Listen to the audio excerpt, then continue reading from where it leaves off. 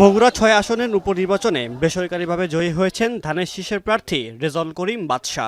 ১৫০টি কেন্দ্র মিলিয়ে তিনি পেয়েছেন ১,৩৩,৯৩১ ভোট। নিকটতম প্রতিদ্বন্দ্বী জামায়াত প্রার্থী আবিদুর রহমান সোহেল পেয়েছেন ৫৭,১৫৯ ভোট। নির্বাচনে জয়ী হবার পর ২ দশক ধরে উন্নয়ন বঞ্চিত বগুড়াবাসীর উন্নয়নে মনোযোগী হবার কথা জানান রেজাউল করিম বাদশা। দীর্ঘ ২০ বছর বগুড়ার জনগণ, বগুড়ার মানুষ যে বঞ্চিত ছিল, অবহেলিত ছিল, বৈষম্যের শিকার ছিল, সেটি থেকে বগুড়াকে একটি আধুনিক বগুড়া আমরা রূপান্তর করতে চাই।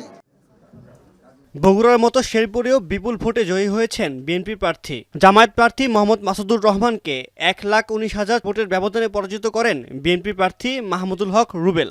নির্বাচনে জয়ী হবার পর উচ্ছ্বাস প্রকাশ করে জেলার উন্নয়নের কথা জানান তিনি। শেরপুর জেলার নেতা হিসাবে শেরপুর জেলার নেতা কর্মীদেরও আমার উপরে অনেক আশা, তো তাদেরকে সঙ্গে নিয়ে সম্মিলিতভাবে পুরা জেলার উন্নয়ন, পুরা জেলার রাজনীতি সমস্ত কিছু নিয়ে আগামী দিনে আবার আমার কর্মকাণ্ড শুরু হবে।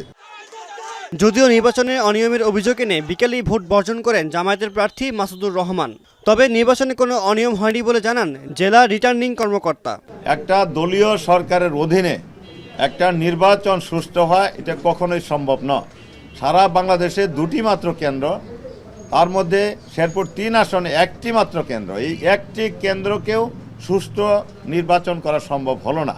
তাহলে দলীয় সরকারের অধীনে নির্বাচন সুষ্ঠু হবে এটা কখনোই সম্ভব নয়। প্রশাসন, পুলিশ, আইন শৃঙ্খলা, অন্যান্য বাহিনী, সেনাবাহিনী, র্যাব, বিজিবি সকলেই সর্বাত্মক সহযোগিতা করেছেন এবং আপনারা যারা মিডিয়ার যারা উপস্থিত আছেন আমাদের মাঝে, আপনারাও আমাদের থার্ড আই হিসেবে আমাদেরকে সহযোগিতা করেছেন। ত্রয়োদশ জাতীয় সংসদ নির্বাচনে সংখ্যাগরিষ্ঠতা অর্জনের পর বিপুল ভোটের ব্যবধানে এ 2টি আসনও নিজয় করে নিয়েছে বিএনপি। সাদ ইসলাম শামস, এখন।